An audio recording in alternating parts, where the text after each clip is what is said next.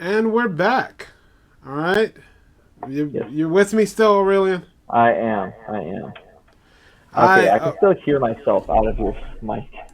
Could just be bad for the hold podcast. on. I'm about to. See. I can't turn off my speaker now because I can't hear you otherwise. Ah, You know. Well, we'll see how it works out. We'll do our best. cool. Hey. Because my headphones died and they screwed Ah, everything up. Apparently, that is how things work for me here. I think I have another pair of headphones, but I gave my daughter my my one pair of headphones. So we got to make do with what we have.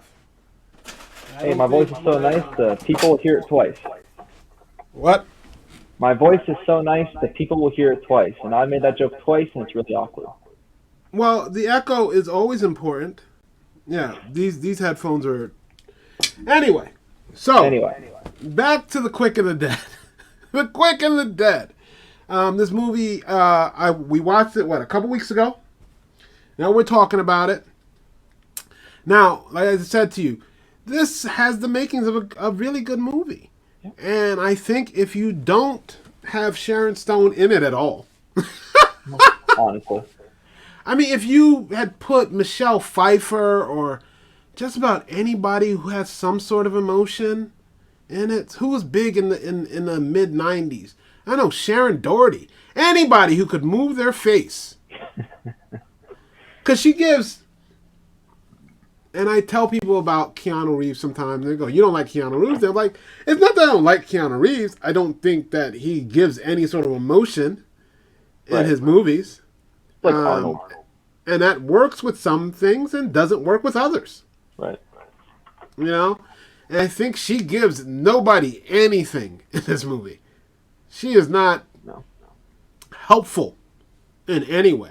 no, there's nothing to work So with. it is what it is, and it's okay.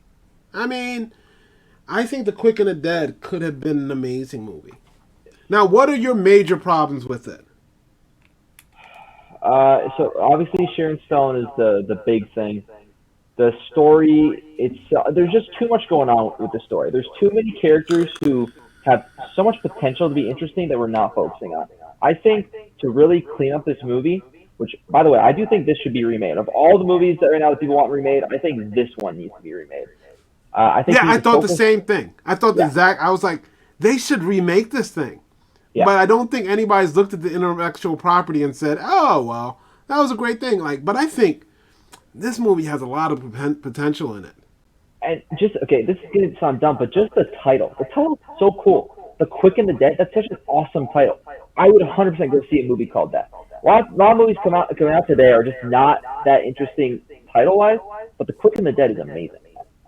Oh no, it grabs you. Like Yeah. I remember wanting to see it. One, I like westerns, and I think I'd seen Tombstone and Unforgiven about the same time. I don't know if you ever seen either one of those things. No. Oh, listen, Tombstone, Doc Holliday, like Val Kilmer in Tombstone is amazing. I'll be a Huckleberry. Anybody who's seen Tombstone knows that. Him and Kurt Russell, and Kurt Russell is at his Kurt Russell best. By the way, Kurt Russell, it's terrible, but it's great. But Kurt Russell's great in Tombstone. But I'd seen that, and I'd seen Unforgiven, which is a totally different movie than either one of these things.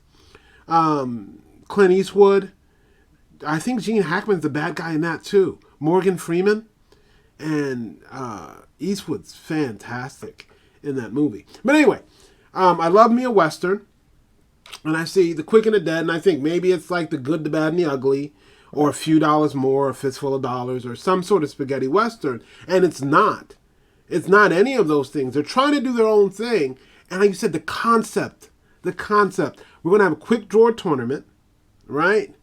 We're going to see who wins this tournament, and then you'll win what, $10,000, which in the 1870s, I would say this is set in, is like $1 million today. Yeah. It's just a There's a lot of crazy money. amount of money, Yeah. and I think like you have a big potential. I just don't think the execution. I think Russell Crowe's character is unnecessary. I really do. You have enough going on in the movie without Russell Crowe, and he really doesn't have that big an outcome in the end. Right. Nothing that Leo could not have done. Exactly. And then you've got without her motivation and her acting in this movie, without that, I'm just like Sharon Stone, just eh. But I think you got something special. I think you really do have something special, and the father and the son dynamic. I think that's really interesting, and I think I would like to see more of the guy from jail. I would like to see more of him. I'd like to see more of the guy with the fucking aces on his shit. Yeah, man, those are interesting characters. Yeah. And they're just canon. The Swedish shooting champion. I would like to know more about his backstory. You know? But even the Native American guy. Just yeah. He gets shot a fucking bunch of times. And they're wondering if he's gonna stay down. Where does that come from? You know? Like, I think that there's an awesome movie, and I don't think, and I don't remember who directed it. Do you remember who directed it? Sam Raimi. Oh, Sam Raimi. I just saw, what did I say? I told you I saw Multiverse of Madness. Yeah. Another movie that's kind of all over the place. Yep. Like, not really deciding what it wanted to be. Nope. And I was just watching Ash versus the Evil Dead, which isn't Sam, huh? I have not seen that. It's just an Evil Dead TV show. It's all over the place. It's sort of wacky. It's, if you like that sort of thing, it's the sort of thing you like. If you don't, then don't watch it. Like, do not watch it, because it's giving you everything that those movies give. It's doing fan service. You know, Ash is a douchebag. He likes to kill deadites. You know what I mean? It just is what it is. It's not super serious, but you know, it's fun. Like, and if you're entertained by it, it's fun. I can only take a bit of it. It's a little too dark for my personal taste, but I see what people like. And like Sam Raimi, for whatever you think about him, he has an audience. Right. You know, people like his stuff. And like I said, there's a germ in here that could have been really special. Oh, yeah. Could have been really special. Well, and honestly, I think it's a movie that would play really well today. Like, if you remade it, a strong female protagonist, taking down the big man, I think that's a really good recipe for a movie that would succeed today. I think you see a lot of movies right now that are coming out with strong female protagonists that don't necessarily work, but this one would. I do think that this one would.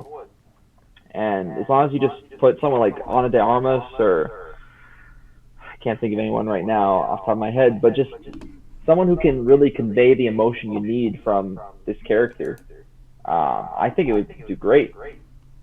I have no idea who Ana de Armas is, but I'm going to take your word for it. That Look she's her great. up. She's pretty great. What's she been in? She was in Knives Out. She was the main character in Knives Out. She was in the new James Bond movie. She's in a couple. She's coming up in a couple movies, I believe. She's pretty good. Okay. I should have seen Knives Out because I love a mystery, but I have not. It's really good. It's on Prime. It's in my queue. Yep. I'm working my way through my queue, but I just have not. And plus, Jamie Lee Curtis is in it. And Jamie Lee Curtis was the woman of my dreams when I was a kid. Well, Ana de Armas is the woman of my dreams now. So. You know, I don't know who that is, so I will look her up. All right. Okay. So we're 10 minutes deep into the second part of this thing. We're going to wrap it up.